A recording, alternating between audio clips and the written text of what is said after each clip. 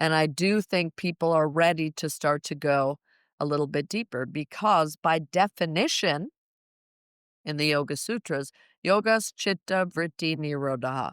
Yoga is the quieting and the calming of the vrittis being the agitations and the fluctuations of our mind, right? And they come in self-limiting, self-defeating, self-judging, and self-doubting tendencies, right? We all have that.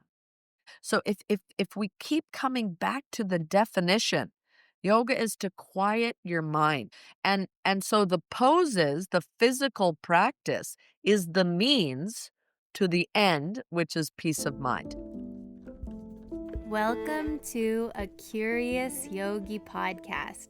I'm your host, Bobby, joined by living masters and awakening friends. We're here to illuminate your practice as we explore what it means to walk the yogi's path, unfold peace from within, and live the vision of oneness. I'm so delighted you're here. Now let's get curious. Welcome back to another episode of A Curious Yogi. I love this space. I love exploring the sometimes serious study of yoga, in a way that feels delightful and enjoyable. So wherever you are in your journey now, in your spiritual practice, in your sadhana, whether you're an asana-focused yogi, a meditator, someone diving into the richness of the philosophy of yoga, I'm so glad you're here. And I know you're going to love this week's guest, Nicki Doane. But before I introduce Nicki, I have two invitations for those of you looking to deepen your own sadhana. First, the call of the Himalayas is getting louder. We have only one room left for our upcoming retreat in North India. If you've been waiting for a sign to visit the foothills of the Himalayas with two seasoned travelers for yoga, meditation, satsang, hiking, and adventure, then this is it. So if you're thinking, I want to snag that last room before Bobby and Simon close the retreat doors, get all the information at bobbypaydell.com/Himalayan-retreat. And if you can't make it with us this March, check out Nicki's retreat next year in Rajasthan. She talks about it in the episode, and it sounds pretty epic. I love Rajasthan, so highly suggest checking that out as well. Secondly, if you're looking for a consistent spiritual community, I warmly invite you to join a Curious Yogi Patreon page. Our Patreons get access to our monthly satsang, where we gather to study and share wisdom and support one another in meeting the miracles of daily life. Hello, Sadhana! And you can subscribe for as little as $8 a month. So, with all those invitations, now we get to the juice of today's practice. Of today's episode. Oh my gosh, yoga teacher mode. Okay. I am beyond honored to introduce today's guest, Nicki Doane. She is a master yoga teacher living on the beautiful island of Maui, and she is truly a teacher's teacher. Nicki has been immersed in the teachings of yoga since 1989. She's traveled to India countless times to study with the greats like Sri Pattabhi Jois and B.K.S. Iyengar, to just name a couple. What makes Nicki so special is her authenticity. She has this incredible ability to take the most fundamental postures and make them feel profound, all while using humor to make the practice safe and joyful. I can attest to this, that in our conversation, she just brought out so much delight in the conversation, and I'm so excited to share it with you. We discussed so much in the episode. Nicki shares her journey from her early days with the masters to developing her own unique approach with her Maya Yoga school. We discussed the vital importance of spirituality in our practice, why yoga should be individualized to you, the transformative power of visiting India to connect with the roots of the tradition, Yes, I love that. It's so important. And also how to navigate the modern yoga landscape with discipline and grace. So, this is such an enlightening conversation. So, let's dive in with the wonderful Nikki. All right, Nikki, welcome to a Curious Yogi podcast. Thank you for having me. It's great to have you here. And I'm sorry, I'm just getting over a cold. So, I have this raspy voice, but it's Kind of sounds good. A little sexy. yeah. I don't know if it's the season over there in Maui, but it's definitely the season here in Sweden. So, Sweden. I was wondering where you were physically in the world. yeah, I'm in Sweden, so but originally from Canada, so sort of towards your side. Um yeah, so I just want to jump right into it. I'm super excited to have this conversation. You're like one of the, OG yogis in the US with your extraordinary stories of studying with Pattabhi Jois and the whole Iyengar happening, and just your whole career and your whole yoga life is such an inspiration and super Thank you. wonderful to hear about. And I I want to know Nikki now and hear all of your wisdom and live knowledge whatever 30, 40 years later, but I also think just for the interest of the listeners, your story and your background is so interesting. So if you can give us your shortened version of how you came into this journey up until this moment. And then we can leave lots of space for me to ask you all the questions that I have about yoga now and where we're going now. Great. Great. So, thank you for that introduction. Funny to think that I'm an OG now, but I think you're right actually, and I will own that because I was very fortunate to be able to study with those masters in person on many occasions while they were alive, from Pattabhi Jois to Mr. Iyengar to Desikachar and so many other teachers. So I grew up living overseas. My father was a diplomat, so we lived in a lot of different countries. And my mother thought it was very important for us to have a high school education in the United States, since we were technically US citizens and were most likely going to university and in the States. So we moved back to the Washington, D.C. area when I was about 14, 15, starting high school. Went to high school, and, I had been raised with very conservative parents and nothing kind of hippie-ish or yoga. All I knew about that was kind of, peripheral sort of woo-woo things. And then I actually was when I was in high school, I got very into a band that was very popular in the '60s and until they passed in the '90s, and the name of the band was the Grateful Dead. So it was a lot of hippies, so it blew my mind. I had never seen, these kind of countercultural things. I had never even heard of people being a vegetarian, and I didn't really know what yoga was, and I saw both of those things at the concerts. So in my mind, I associated being a vegetarian and practicing yoga with the Grateful Dead. I just thought, okay, well, that's a hippie thing. So, okay, I kind of want to do those things. Then I went off to university in Massachusetts in the Northeast, University of Massachusetts in Amherst, and they actually offered yoga for gym credit. And you needed 3 gym credits to graduate. So I decided to take a yoga class. And I also had just been recently introduced when I got to school to a vegetarian, uh, like dining hall, where students go and eat. And when I went into the dining hall to, have my hippie food, um, I saw all these people that I totally related with. And I thought, oh, I found my tribe.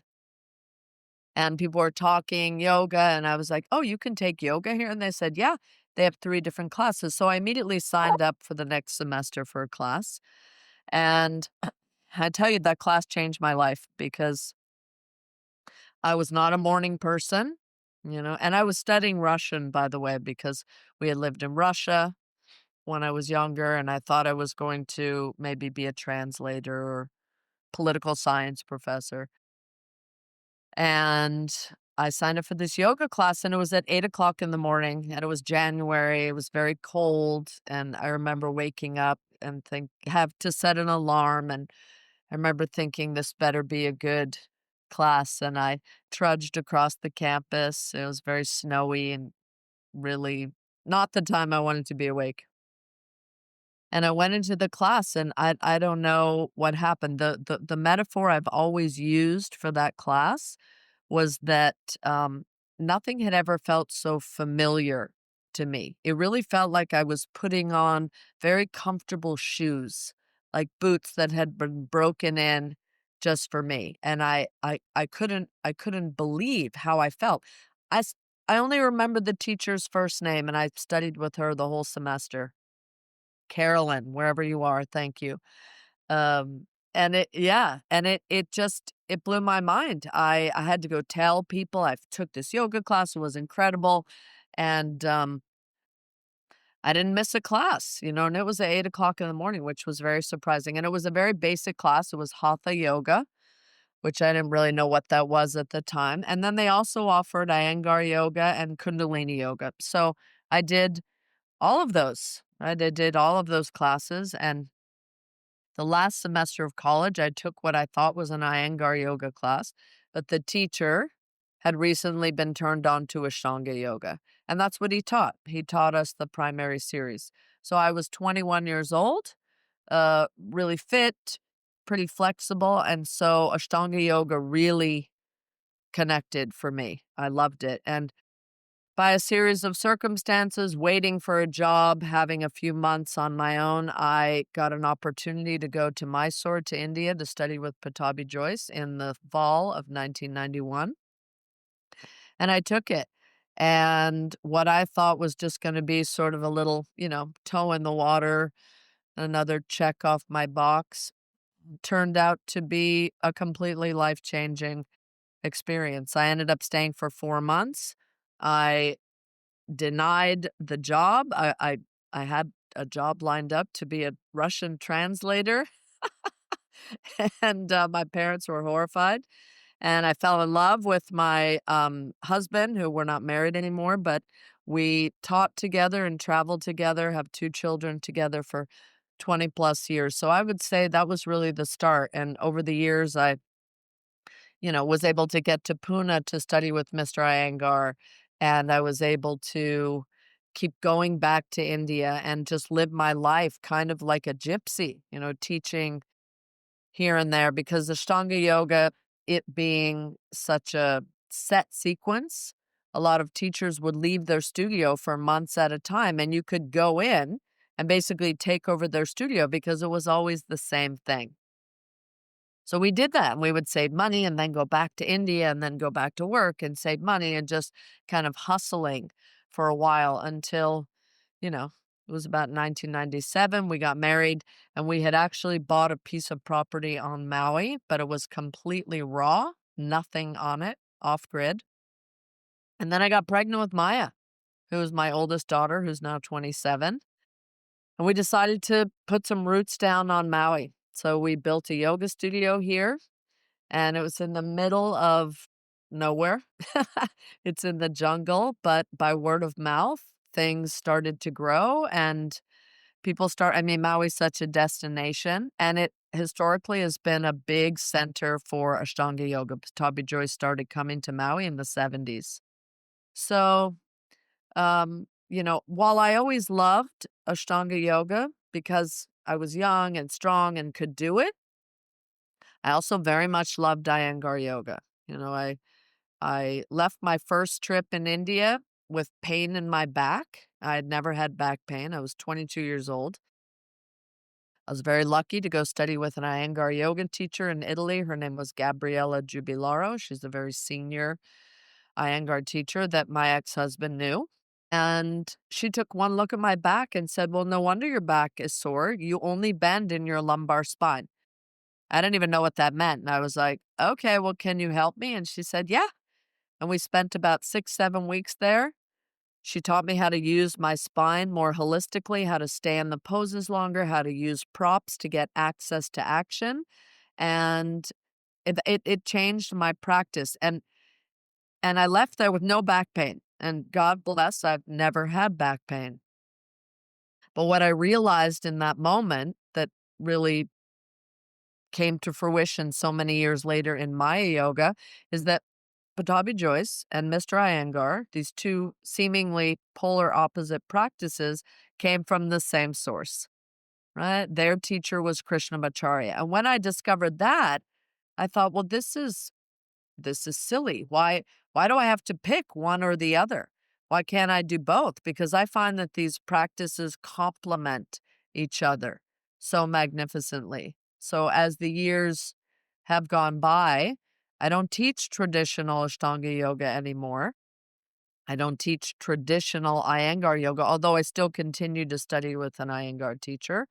And I do continue to practice Ashtanga yoga and teach it occasionally. But what really has come out of that is Maya yoga, which is what I teach now, which I hate to say that it's a blend or a fusion but it does draw. That is my background. Those are my roots, those two systems. But I'm very much about the individual. I'm very much about using the props to give people access to the action of a pose and to always remember that yoga is and has always been a spiritual practice.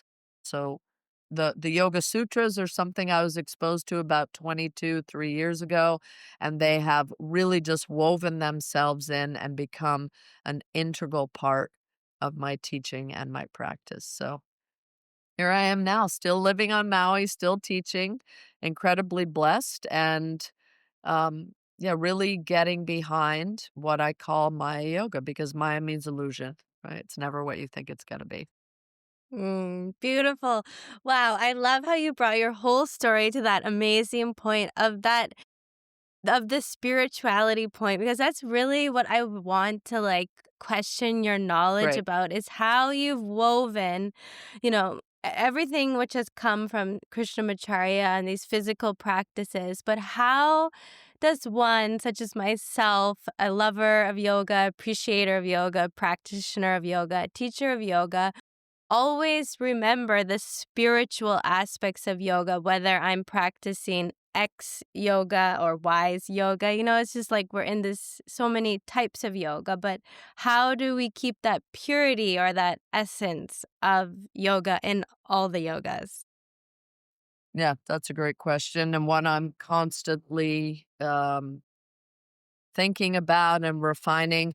And, I mean, first of all, I think it's great there's so many different yoga studios. Okay. I'm never gonna speak ill of any particular system because I feel whatever gets you in the door, and kind of starts to open your mind to yoga, I think is a good thing. What I've found over the years is perhaps people start in something that's very, I don't know, I'll call it yoga light or, just strictly Yeah. physical physical. But often if people are really meant to be in yoga, that it wakes something up in them and they become more curious. And here we are in the curious yogi, right?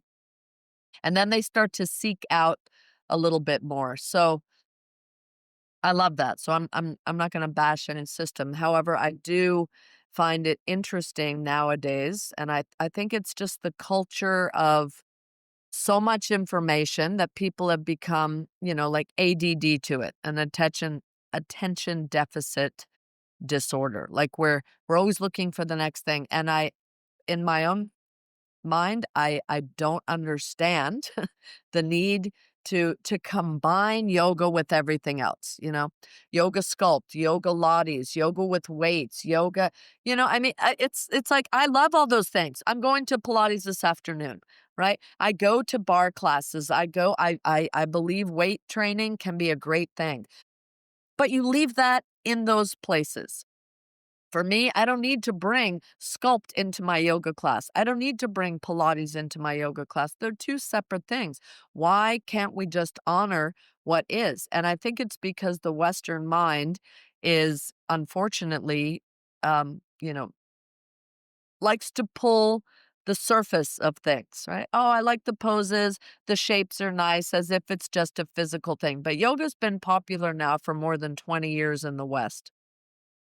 And I do think people are ready to start to go a little bit deeper because, by definition, in the Yoga Sutras, yoga's chitta vritti nirodha.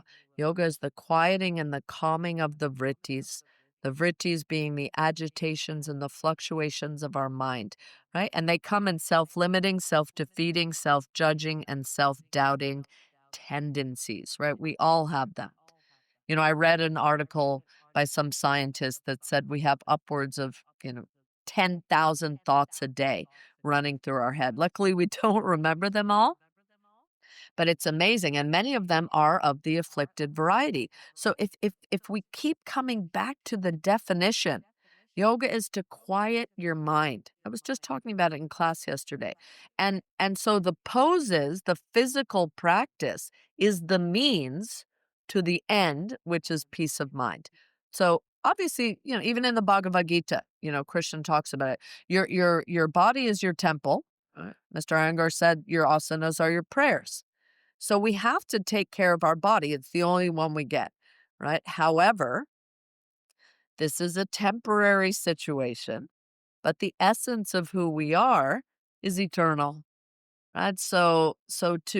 And most of our suffering happens right up here between our ears. So I think it's very important, and it is my personal responsibility to keep reminding people that yoga is about spirit, that we do have this spiritual body, that it is about quieting our mind, calming our nervous system, so that we can find more peace of mind and ease of heart. So that's my Hmm. mission. I love that. And when you're speaking of how in Maya Yoga you're treating the individual or speaking or teaching to the individual, is it also in that way that one individual might respond to a practice similar to Ashtanga or Vinyasa, something more dynamic, where one individual at certain crossroads in life might require a different type of asana or pranayama practice in this way? 100%. I mean, the only constant in life is change. And even Krishnamacharya said that. He taught different things at different stages of his life.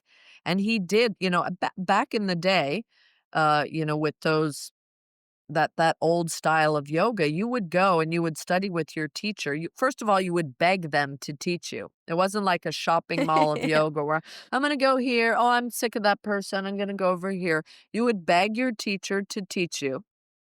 You would essentially move in with them and you would do whatever they said. Right. I mean, I'm not saying that that's how it should be now, but there's something to that. You would develop such a deep relationship. See, and to me, that's the juice of yoga, that it teaches us connection. Because what I see in the world is a tremendous case of loneliness. People are lonelier than they've ever been. Mental health is at an all-time low. And so you would develop a relationship with your teacher. The teacher would teach you as much as they felt they had to offer or your capacity, and then they would say, "Okay, you're done. Now you have to now you're done." And then the student would say, "Well, how can I pay you?" And in Pattabhi Jois's case, Krishnamacharya said, "Okay, you're going to teach these series of yoga. You're going to continue to run my school, and you're going to go be a scholar. You're going to continue your studies and teach at the Sanskrit college in Mysore," which is what he did. Mr. Iyengar, he was told, "You're going to move to Pune in the north, and you're going to work with sick people and women," which at the time was like, what? I mean, women, ironically, were not really open to practicing yoga. It was just, if you were lucky to have a family member who was a teacher, but it was much more of a male thing. And it was also only for Brahmins back in the day. So it was this very elitist thing. And I believe that Krishnamacharya was really radical because he said that women are the ones that should be practicing yoga more. He said we were more trustworthy. And he said that because we bear children and run families, we need yoga more even than men. So I love that. Yeah. Okay, I love this what you're saying. And because when I'm just kind of like thinking of my own mind, obviously, which is where I come to, but also just as someone, observing the world that we live in as well. That, like, when we think of yoga, and also, what you were explaining, people kind of, I'll go there, I'm sick of this person, like, I'll try this, I'll try that, I'll try this, where like yoga does require a certain set of disciplinary skills and dedication and devotion, and like you're saying, to one teacher or one lineage. And yet there's this sort of conflict within our sort of society of like, no, but I should feel free to do what I want. And like, I don't know, it just feels like there's this kind of gray area that we're existing in as like human beings at this moment, where discipline can serve us and dedication and devotion can serve us, and yet there's this sort of like hesitancy to be too rigid, but yet we kind of need that to get to the depths of yoga. I agree with you 100%. All this like we can be free. I don't see a lot of freedom in people's beings. I see a lot of suffering. I see a lot of loneliness. And I think people are sort of missing the point. Like a discipline is a commitment, and it creates boundaries in your life. And almost every living creature thrives within a set of boundaries, whether they're self-imposed or it's a system. As far as like dogmatic yoga, I'm not a real fan of that. I question any system of yoga that says they're the only real yoga. I do think that there is a system for everybody, right? Some people definitely gravitate more towards Ashtanga, like me. I was young, very much type A, really liked that physical structure. In fact, when I first started practicing, I just thought it was fun.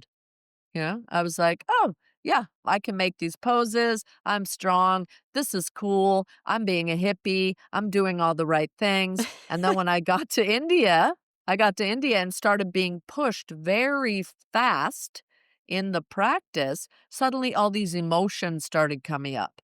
And then I was like, ooh, I don't think I like this anymore. And I was so lucky because there were a few older students there who said, no, no, no, no, no, this is the good stuff. And I remember thinking, no, like, I don't know. This isn't good. I don't like this. Some days I'd leave the practice like really mad. And some days I'd be so sad. And some days I'd feel incredibly joyful. It was always changing. And one of the older students said, you need to read the Yoga Sutras. And I was like, what's that? And they said, oh, it's a really important book for yogis. It's the psychology, philosophy of yoga. And I was like, okay, I want to be a good yogi. Like, do you have a copy? And I'll never forget. I don't have the book in here. It's in the studio, but it was like the thinnest book. And I took it. I was like, no problem. And I went back to my room and I started to read it and I fell asleep. And I thought maybe I'm just tired. Every time I tried to read that book on that trip in Mysore, I fell asleep. And in my arrogance, I thought it was the book. I was like, oh, maybe it's just not a good version. But one thing that it did give me, and this other student told me, this is normal. These emotions that are coming up, this is what the practice is. It is about your body and your mind coming together. And the breath is that missing link. And, and then, of course, when I went back to the States, I bought so many sutra books, and they all did the same thing to me. They put me to sleep. And then I remembered one thing that Pattabhi Jois had said to me on that first trip. He said two things. One, he said, do your practice and all is coming. So that I was like, you know what? I'm going to put these books down. I'm just going to practice. And maybe I'm not ready for this stuff yet. The other thing he said was two of the highest forms of yoga practice are being in a relationship and having children. And at the time I was so young, I was like, okay, whatever. I think third series looks a little bit harder than that, but he was absolutely right. But it wasn't until 6 or 7 years later, after many, many years of asana practice under my belt, I had a child, that the sutras came back to me and suddenly really started to make sense. And it added such an incredible depth to the practice when I started to realize that yoga is about navigating consciousness, right? What's going on in our head. And so our body all the asanas, all the tools, that's all they are. They're the means. They will get us there, but that's not the goal. The perfection of an asana, yeah, it's cool, but tomorrow you could hurt yourself and you can't do the asana and you're still and then what? You don't have yoga in your being anymore? Yoga is so much more than the physicality. And don't get me wrong, I love the physicality. And I what I see out in the world and society, people need it. People are not in their bodies. It is a way. It's a doorway in if you do it correctly. In fact, how you do one thing is how you do everything. Hmm. Wow, I Integrity. love that too. Yeah. And when you were just speaking about like having this memories of those wise sort of Mahavakyas, like the great saying that Pattabhi Jois instilled in you, and then you think of them later, you remember them later. It just made me wonder, like, what is your opinion or your thoughts on like the importance of having that guru or the like teacher, or that maybe one or couple teachers for someone that's very sincere and devoted to going farther on their yogic path? I think it's an essential part of it. The student-teacher relationship is an integral part of yoga. That's huge, and finding a teacher that you resonate with and that you trust, that's important too. Because I hate to say it, but there are a lot of false teachers out there, and there have always been. So to be able to find that discerning, in yoga and Sanskrit, it's called viveka, that discriminating awareness where we find something. And I do always suggest to students, look, find a teacher that you like and stick with it for at least a year. I mean, a year is hardly anything, but we live in a culture where 2 weeks is forever. So I was like, give it a year, commit to the practice, to the teacher, open yourself to it as long as you trust them. And trust, it shouldn't be blind, right? You have to develop relationship, but that's the juicy part, right? The relationships are sacred between a teacher and a student. I'm so grateful that I had the time I had with Pattabhi Jois, and believe me, he was a flawed human. Like there are we're all flawed humans, but the essence of the practice that I got from him, the commitment to study, the discipline, and for me, the physical journey of going to India, which is the source of yoga, was just I'm so blessed that I had that time. And for whatever reason, I had a really beautiful relationship with him. And I was able to set boundaries with him on my very first trip, and they were never uh, corrupted. So I was really fortunate in that way. But I think that Mm. relationship is important to have a teacher. That's why I question modern like vinyasa yoga. There's no hierarchy. There's no guru for that. It's just like a free for all. And I think that's sort of sad because to have a teacher, someone to connect with, to look for guidance. I mean, to give up your whole sense of free will, but to have that relationship is precious. Hmm. Yeah, that makes me think, for those that are listening who are genuinely curious seekers and spiritual people, whether like interested in yoga as the asana practice or more like the philosophical meditation practice, but just to like go out into the world. And like you said a little bit earlier, that we live in this like information overload, where there's just so much in front of us. And for one that's working to develop that sense of discernment, we're sort of like vulnerable and open to like all that is on display. So, how can one, as they're working towards that deeper sense of discernment within, really have the eye to like what is true and genuine and meant for me as a teacher or a lineage to follow? That's a really good question, and I hear it all the time because what I'm hearing more and more from students is, first of all, classes are getting shorter and shorter and shorter. Like an hour, 45 minutes to an hour is an average class, which for me, I can barely get I can barely do a 2-hour class. I mean, I do some shorter ones online, but to really kind of keep your eyes open and pay attention to what you feel.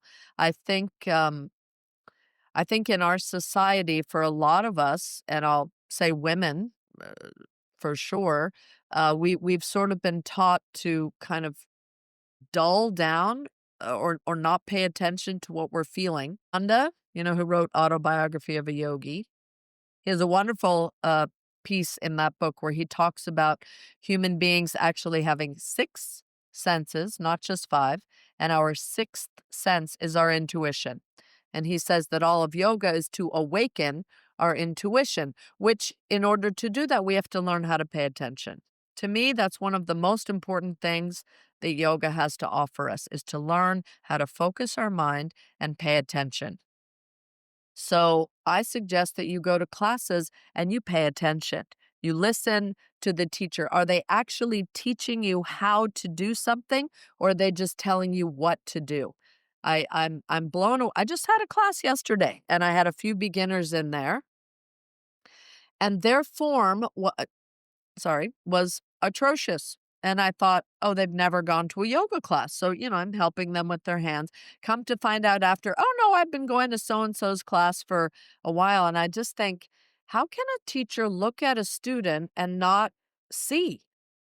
But, that maybe they're just not that evolved of a teacher, and I think sometimes modern yoga is too concerned with the playlist, the songs in their classes, than the poses they're teaching or the students in front of them. You know, I'm I I'm a teacher. I teach people how to practice yoga, how to bring more fulfillment, attention, joy into their lives. I'm not just about leading people through a sequence of postures. You want to do that, you go somewhere else. There's plenty of places where you can do that. So I do think it does take a level of, if you're like for me, that first yoga class, I got such a feeling from it. And I was like, I just kept looking to find that feeling again, that sense of connection. And I found it. So um yeah, I think I won't say it's an easy thing to do. I think unfortunately yoga has become like another workout in the West. And I do think that we're at a pivotal place now where people are starting to realize, like, okay, like, I don't just wanna go to yoga for a workout, like, you know, I could go to the gym, I can go to Pilates, so I'm like, "Yes, do those things, because if you come to yoga, you should leave feeling more connected to yourself, calmer, and able to, interact with the people in your life in a more, I don't know, less stressed out way." That was a long answer, Hmm. sorry. No, but that was a great answer.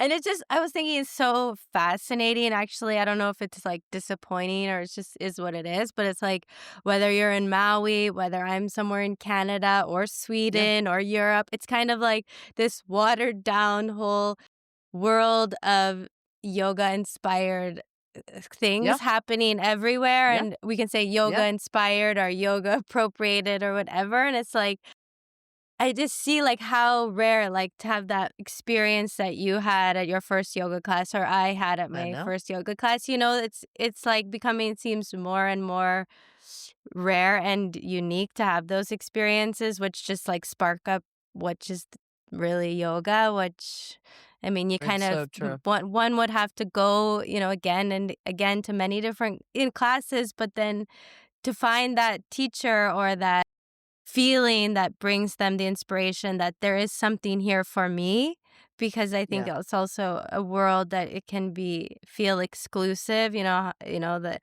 I can't do yoga because I can't touch my toes or I can't sit to all meditate the because time. I can't. Yeah, it's like Yeah, it's so it's kind of just, I guess it is what it is. So then my next yeah. question, I guess, is to you in terms of West yoga in the West, like where do you feel that we're headed when you say we're at a crossroads? Well, in my if I'm leading the charge, and I know there's people like me, is to keep coming back to the original meaning of yoga. I mean, we can't improve on yoga.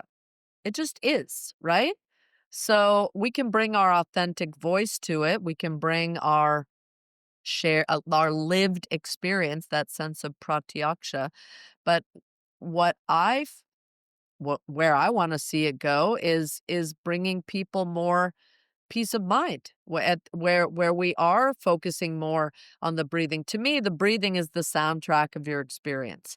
I mean, I don't want to say don't play music in your yoga classes because people are very attached to that now, but maybe take 5 minutes at the beginning and 5 minutes at the end for silence, right? Just to sit with your breath and watch what comes up because that's real.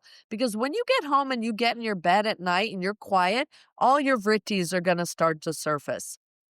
So it's like if yoga isn't helping you in your life, because I call it life support, then I don't know. I mean, I would like to see a direction more where we're acknowledging that yoga is a spiritual practice. And that leads me to a point that came up a couple of months ago in a training where someone said to me, "Well, nowadays you're not supposed to say namaste in your yoga class. Have you heard these things?" And I said, "What?" And they said, "Well, it's like cultural appropriation." I said, "Oh, well, that's interesting. My yoga teachers have always been from India. Namaste is a greeting. I honor and respect the light inside of you as it reflects back to me. How is there anything wrong with that?" And they said, "Well, there's a system, like a style of yoga or something. Well, not a style, some studio. I think it's called Yoga 6. I'm going to call it out. And apparently they don't use any Sanskrit. They don't use any, um, no spirituality, no ohms, basically nothing yogic, and they call it yoga." And I had a teacher in one of my classes last year, and I said, "Well, I don't understand." And she said, "Well, it's because everyone's, yoga cultural appropriation. We don't use any of that stuff." And I looked at him and I said, "Well, why do you call it yoga?" And he Yeah. said, "Oh, well, I never really thought about that." I said, "You're taking everything yogic out of it. That is cultural appropriation. To take everything that is of the essence of yoga and still call it yoga, that's appropriation." And it was funny because he said, "Oh, I never really thought about that." I said, "Well, you should." Yeah, I guess then you take yoga out of the name and you can just call it stretching and, Well, yeah, call it what it is. If it's Pilates, go to Pilates. I love Pilates, but Yeah. there's not a shred of spirituality in a Pilates class. In my bar Yeah. class, there's no spirituality, which is fine. I'm not going Mm. there for that. I go to my yoga practice for that. I go to my meditation for that. I just yeah, I just think I think that people are reaching critical mass with the lack of connection with each other.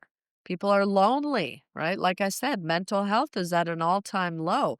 So if there's a way to get people to feel more connected.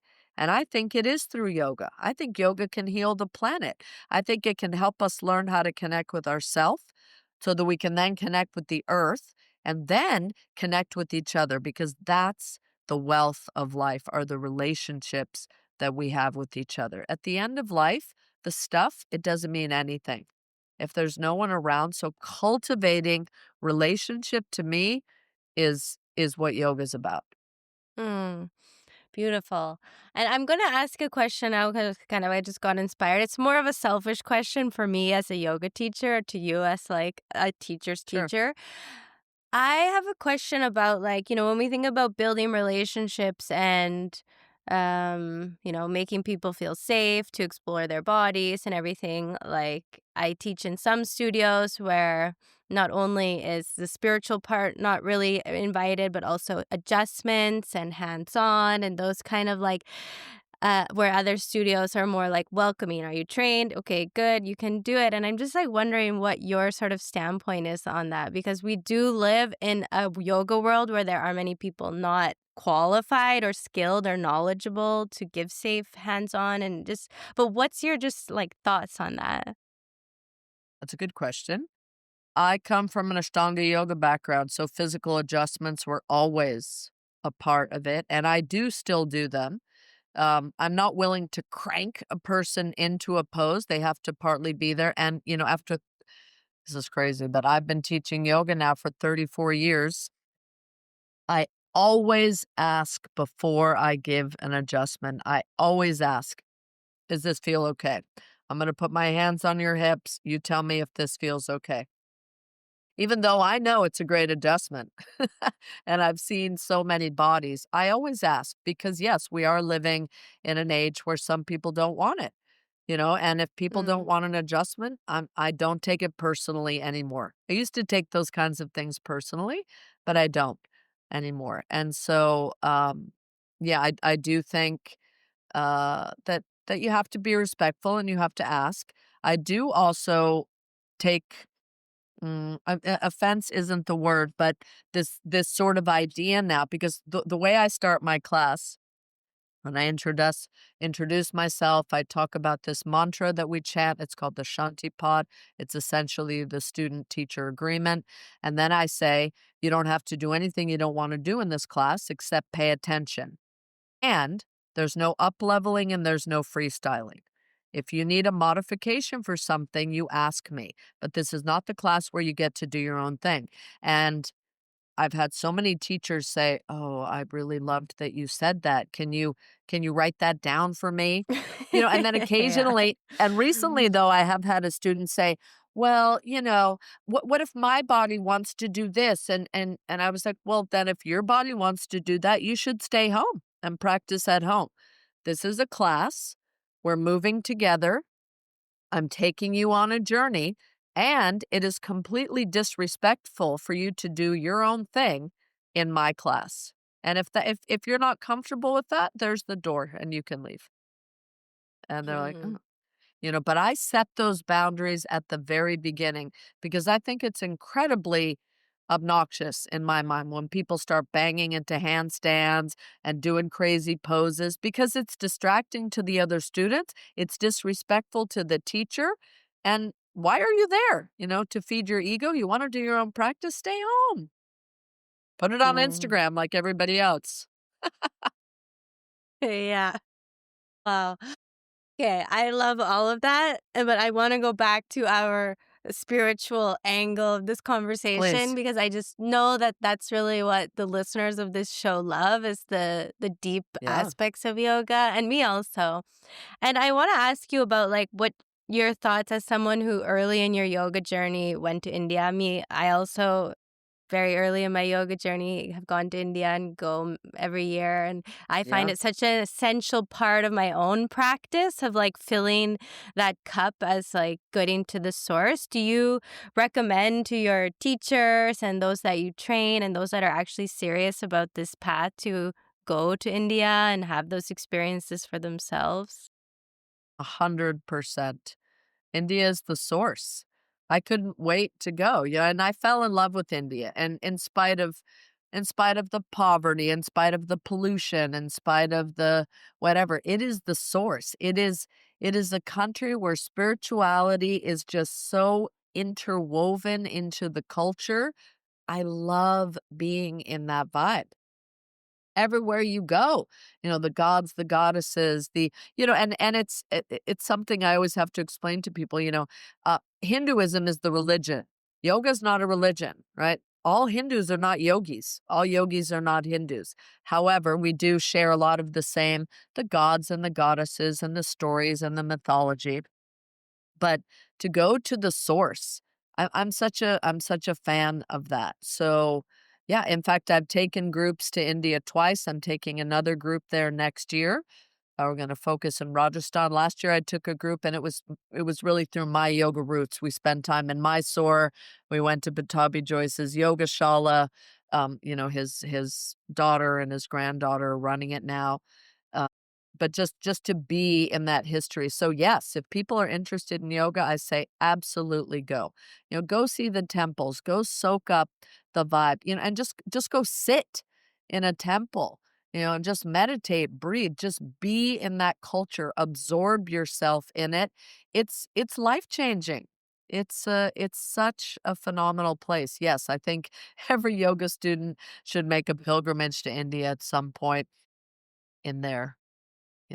yoga Mhm. life. S And I will definitely plug the retreat link, on the show notes, but for those that are listening, so you're taking them next year, I think it's in February, I saw on your It's website, in to February. Rajasthan. Yes. What's the itinerary? What's the focus when you go? Well, India is such a huge country. You can't do all of India in a trip unless you're taking someone there for a year. The first trip I took 5 years ago, we focused more in the north, right? We went to Varanasi, we went to Rishikesh, we went to Dharmasala, we went to the Taj. Um, and that was incredible. And then last year, I took a group to the south of India. Now, the south of India really has my heart because that's where my yoga roots are. So we went to study with my teacher in Bangalore. So my teacher lives in Bangalore now. We went to Mysore to see that. We went to Vijayanagar, which is, the original seat of the, of the Indian, the country, like the kingdom created there. And I wanted to take them to Rajasthan because I went to Rajasthan 30 years ago and fell in love with that. It's such a rich culture when we think of, old school India with, the turbans and all the, tie-dyed clothing and the sparkly clothes and the beautiful the forts and the desert, and that is Rajasthan. And it's such kind of a magical place, and I've been really dying to get back there. And I work with this wonderful British woman who's been leading, tours in India for 43 or 4 years now. And so she's my logistical person, and I the yoga teacher and basically the caretaker of everyone on the trip. Like, I spend time with everyone. And I saw two students yesterday who were on my trip last year, and they're like, "We can't wait to go on the next one." And I love that they just it's I have so many students who are like, "I wanna go to India. I'm afraid to go by myself. I wanna go with you." So, it wasn't until my kids were, out of high school that I was like, "Okay, now I have the space and time to go." 'Cause, I do a 2-week trip. That's about I think that's enough for me to be with them, and then some people stay on a bit. But, Rajasthan is just a magical place, and they have an incredible tiger preserve, and just to it you get a feeling of old India. Whereas now, like going to Bangalore to study with my teacher, he lives in an older neighborhood, but Bangalore has exploded, right? It's the Silicon Valley of India. Even the road between Bangalore and Mysore now, you'd think you were on the freeway in LA. I mean, India is changing at a phenomenally rapid pace. So I want to take people to Rajasthan to get a sense of sort of the old India, to still be in these old they're called Havelis, which are the old homes and like small fort castles that we'll be staying in. So just to give a little more richness to the culture. Hmm. But I Sounds love magical. turning people on. Yeah. And I love that you go to, like, different places so that people know, okay, every other year I can go with Nikki and explore some place in India and do Yes. yoga and get to the heart Yes. of it, which Yeah, and I is teach magic. every day in the morning. Yeah, so we start off with yoga and meditation, and then we have these adventures together. And the thing, and you've been to India, it can be very overwhelming on your senses, right? There's most people, if they grew up in, the US or even in Europe, they've never seen poverty like they see in India. The smells are different. Everything is different, an assault sort of on the senses. And to be able to hold a container of people and guide them through that, I find that incredibly fulfilling. Right? For me to share something that I love and a place that has had such an incredible impact on my life and my work and my career is amazing to be able to share that. Beautiful. I love it. Well, just to wrap up this amazing conversation, it's been so inspiring. And I'm just like, I hope one day I get to come to Maui, take I class hope you with do Nicki too. Doane, or you get to come to Europe or something of that likes. But just to wrap up, I just ask the last three quick questions. And the Please. first one is, at this point in your spiritual practice, is there anything you're still curious about? I'm curious about everything. I'm curious about the ability to observe our consciousness. I was just having conversation last night with a girlfriend who studies Waldorf education, Steiner. I don't know if you've ever heard of and so much of Steiner's teachings are really rooted in yoga. Steiner's obviously much newer, Okay. it's like in the 40s, but just this idea of consciousness, of how we're able to observe our own thinking, right? I find that amazing. Just continuing to navigate consciousness and to dig in a bit to understand why we do what we do. I think, Mm, yeah, and just being comfortable with being quiet. Like it's hard mm. for people to be quiet, so I I relish the moments of quiet, of sitting, and then being able to take that and instill it, teach it to my students is a blessing. I love it. Thank you. Okay, the next one is if you have, I mean, you did say a couple that Pattabhi Jois had given you, but like a Mahavakya, a great saying that you have that's carried with you or that you share with your students, that like one nugget of wisdom. Well, I'm gonna take it from Pattabhi Jois because I learned it on the first trip and I still find it so incredibly relevant. He said, yoga is 99% practice, 1% theory.